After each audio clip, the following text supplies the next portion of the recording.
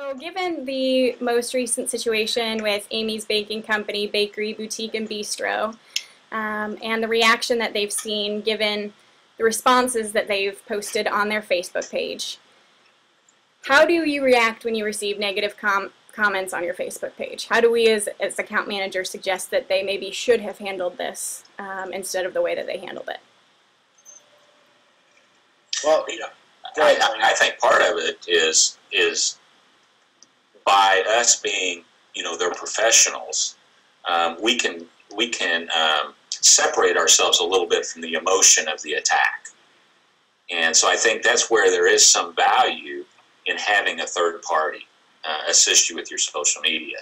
But that's a blatant commercial on our part.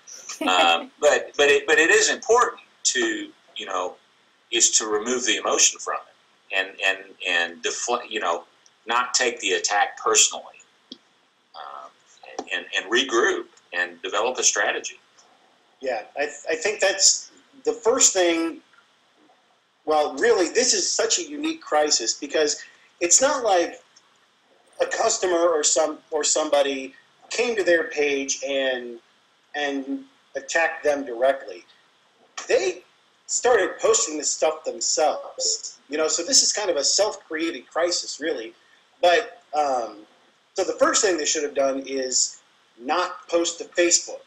But in a typical situation, you have somebody that, like a customer has a negative experience at your store and they post something negative to your Facebook page.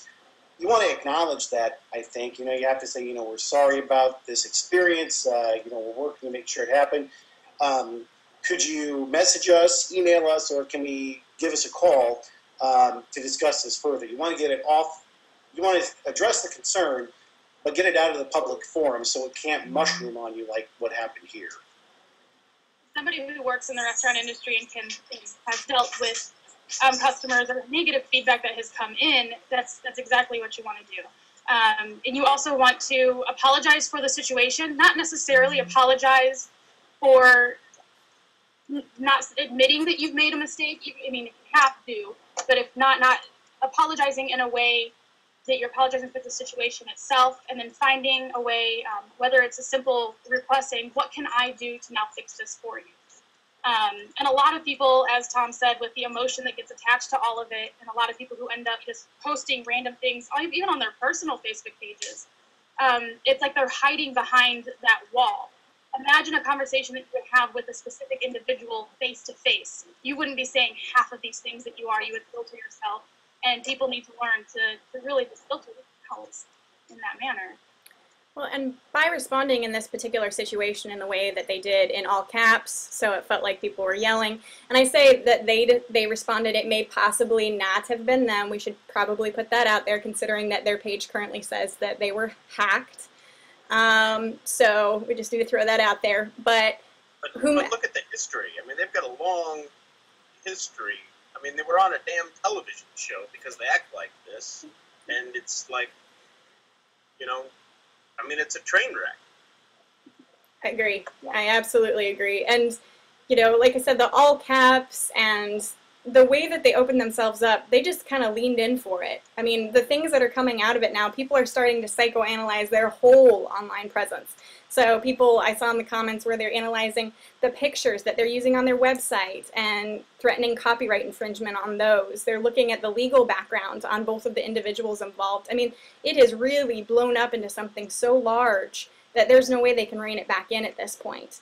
And if they had possibly chosen a different way to address the situation. And Chandra, you're right. Apologizing. Sometimes just a little apology and trying to fix the situation for them can completely change the reaction that people have.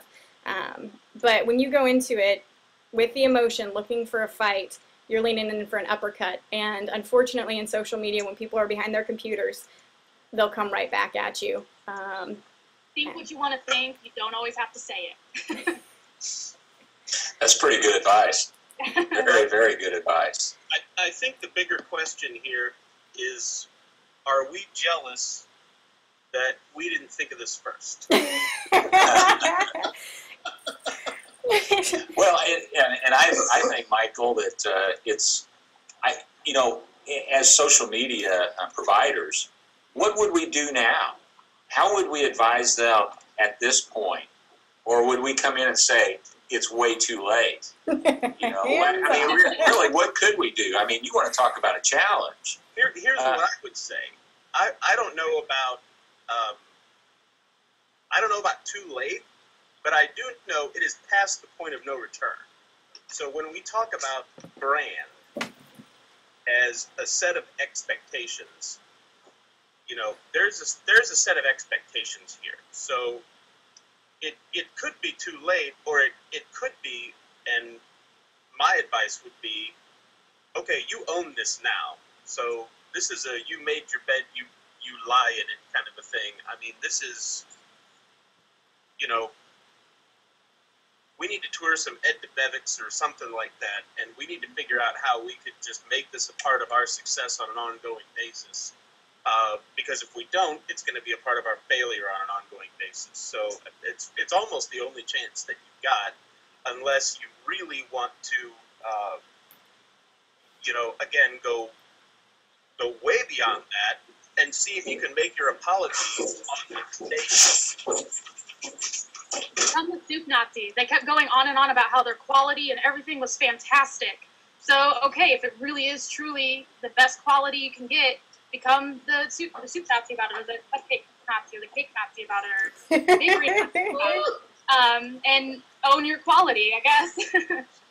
Well, and I like Michael's idea. It may be an opportunity for them. Maybe they need to start selling shirts and mugs. You know, take advantage of this fame. Yeah, that's really not a bad idea. Or make your apology. Let's us start selling them. Or if you can make your apology so over the top it makes people forget about this somehow. I mean, that's like saying you were hacked. Well, yeah, over the top in a positive way. If you go on the Today Show or you know, the Today Show or something big along those lines, and you can have the humility to say, you know, it was a rough day. I had a guy call in sick, and I just kind of overreacted. You know, and just really don't take yourself too seriously, and really just put it out there. Then, you know, because it seems to me like most of the people who were commenting on Facebook were not even really mad. They were just like, let's see how much further we can get this to go. Absolutely. Right. People love watching other people eat humble pie. So I think Michael's idea of you know, really making it a big public apology and saying, listen, we screwed up here, and really kind of throwing yourself at the mercy of the court. That's really the only thing that can appease the masses. Like that's what the internet will see as their failure is now complete kind of thing if they admit they really messed up. But there's far more things that they could do right to literally profit from this. I mean, they're a freaking tourist attraction. They're a landmark now. The economic development that they're going to provide to their city is, you know, probably immeasurable at this point. Who knows how many other, you know, TV shows you could get them on. I'd pay $1,000 to see these people go head to head with Robert Irvine. Anyone?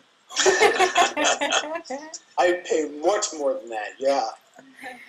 Well, and I think, you know, this is kind of fun, and we are kind of talking about it, and I kind of raised it to look at this as an opportunity, but certainly we would not suggest to our clients that they go down this path. No. Definitely not. We maybe we'll live on the edge just a little bit, but we won't go that far. No. It's Restaurant Impossible, the live season finale. I like it. It happened. I really like that idea. In front of a live audience. The reality is, though, that this isn't new, right? I mean, we all know that this happens on a consistent basis, not to this degree in any way, shape, or form a lot of the time, but it's not new. I mean, look at the situation with Applebee's that they incurred earlier this year. I mean, it constantly, big corporate, well, this isn't so corporate, but big brands get a backlash. And the way that people respond, the way that either the account manager responds or whomever, dictates how far the conversation goes. And I think the new reply feature in Facebook is really beneficial for situations like this, because given the Applebee's situation where their statement kept getting buried among the comments, this is an opportunity now with the reply function for your actual statement as a business to stay up in the feed, if you actually want to make a statement, depending on the situation.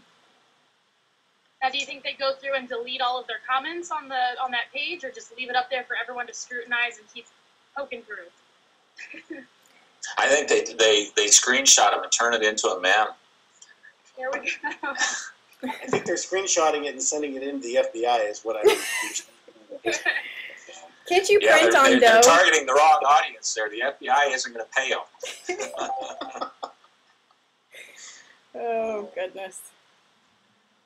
Yeah. So, long story short, don't act like a moron on your business's social media accounts. Not just your Facebook page, everything. Just, if you're mad about something, don't post. That is the... Say it face to face. Let's not put it out there. Yeah, I think that's right. I think that, and too many people feel like there's a complete separation between their personal profiles and their business profiles. And unfortunately, that just is not the case for at least for small business. It can't be the case. I think of how many of our clients, you know, the person behind the business is the brand, you know. Right, too, is you know, businesses do need to have a crisis plan. Because this stuff, you know, not to this degree, but bad things are going to happen, either to your business, to your brand, and they're going to end up on social media. And how you deal with that, boy, if you think that through ahead of time, it sure makes it a lot easier to take the emotion out of it. The thing about a crisis plan is that a lot of people don't have a crisis plan until the crisis happens. And so when that happens, then you really get the mushroom effect. But yeah, I just want to underscore what Tom said. It's so important to have an idea of what you want to do if something negative is posted to your page. And really, it's as simple as a Here's some thoughts to add to that. This situation need not have been prevented by a crisis plan. A simple social media policy would have prevented this situation, because it really, I mean, all of it was started back at the very beginning when they just stepped out of line.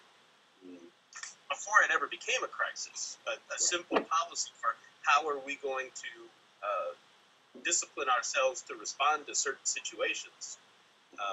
There would never have been any need for a crisis plan, because it never would have gotten to a crisis in the first place. But which is really the first line of your crisis plan is having a plan before it gets to that point. having a plan in place before it.